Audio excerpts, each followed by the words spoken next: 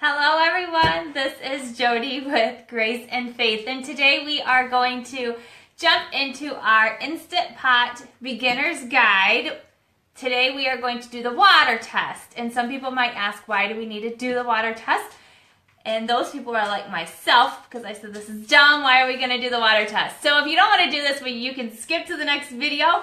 But for now, we're going to jump into it because it makes sure that your video or that your Instapot is actually working correctly. So all you need is a cup of water for the water test. And so I went ahead and made my water a little bit warmer because once you put it into the Instapot, it will actually heat up quicker once it's in there. So if you want it to go by quicker, then I suggest using hot water. So all you're going to do for the water test is dump in your hot water.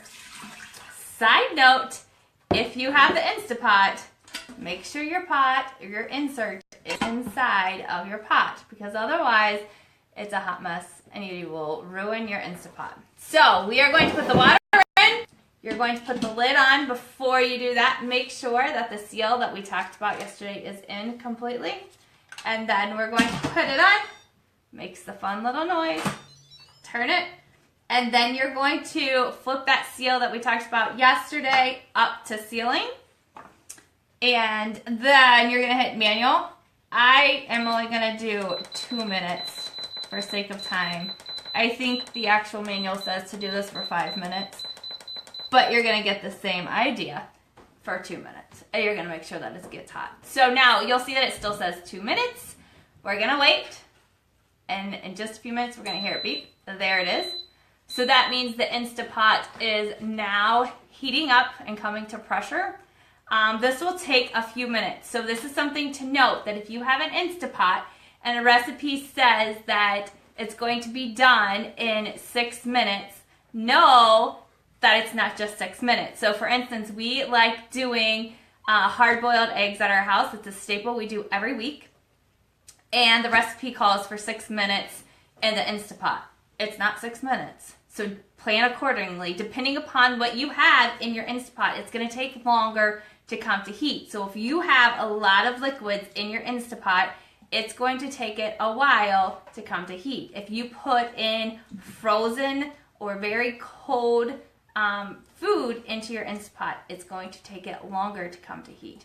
If it's just something small, like we have the 1 cup of water right now, and I already made it hot water, it should come to pressure a lot quicker than some other things. Now, it will still take a few moments, and so we will just hang out, I guess. If you have any questions, feel free to ask. So right now, it is just coming to pressure. We will know it's at pressure because of the pin in the back. That gray pin will come up to be flush with the black top, and then you will know that it is at pressure. So here we are, waiting. And waiting. And waiting.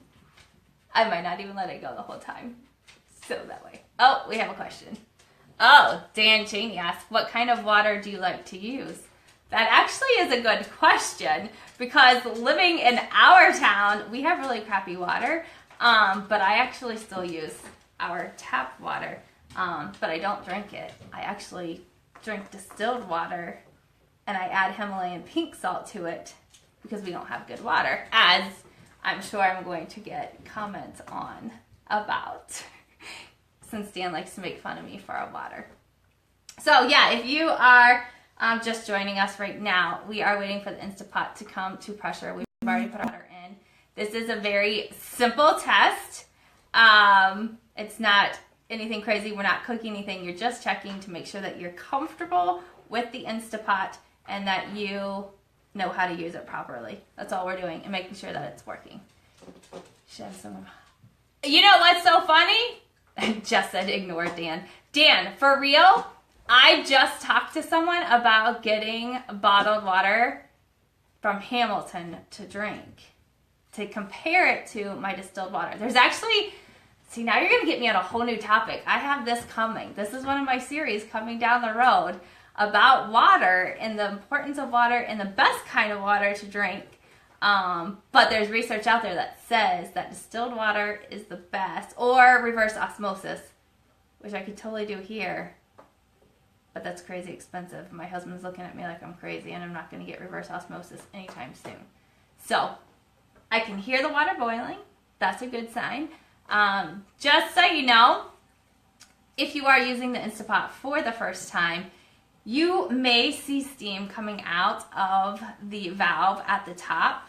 That is normal. Like, I can feel heat coming out, and it's going to start making some crazy noises. It's okay. It's not going to explode. Because the first time I ever used the Instant Pot, it started making these crazy noises, and steam started coming out, and I freaked out that something was wrong. And I told the kids, stay out of the kitchen because it's going to explode. And it just sealed. I don't know if you heard that. It started making some noise, and then the silver pen just came up. So it is sealed, and you will see that in a moment. It's not there yet. In a moment, it'll say 2 minutes, and that means it is now actually boiling. So if there was something in there that would have cooked, it will be starting to cook. It's not quite there yet. It will be in a minute. Let's see a question.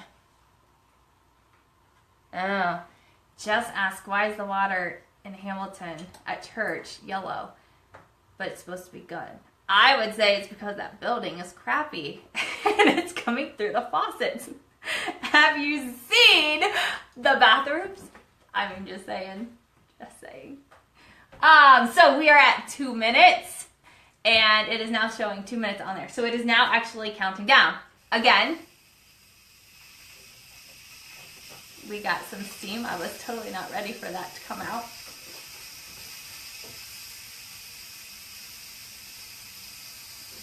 That was unusual.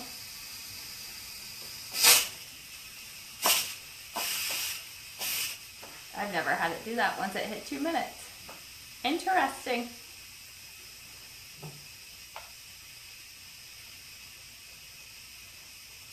Oh well, Jess is laughing. Yeah, so I don't know why I might not have had my seal on. Why is it doing that? It shouldn't be doing this, just saying. Unless it just had enough, I guess. I don't know. Have you seen it do this, Patrick? And well, it's stopping. Interesting. I don't know why it's doing that. It should not be steaming right now. Unless my seal was not on. Maybe when I flipped it over. But it should not be steaming right now. But you'll see it's counting down. It's now down to 1 minute. We have 1 more minute to go. If you are using the Instant Pot and it does do that where it starts steaming, my suggestion to you, if I were cooking something, I would have turned this off and depressurized and checked my seal. Because we have in the past had it where the seal looked like it was on all the way and it wasn't.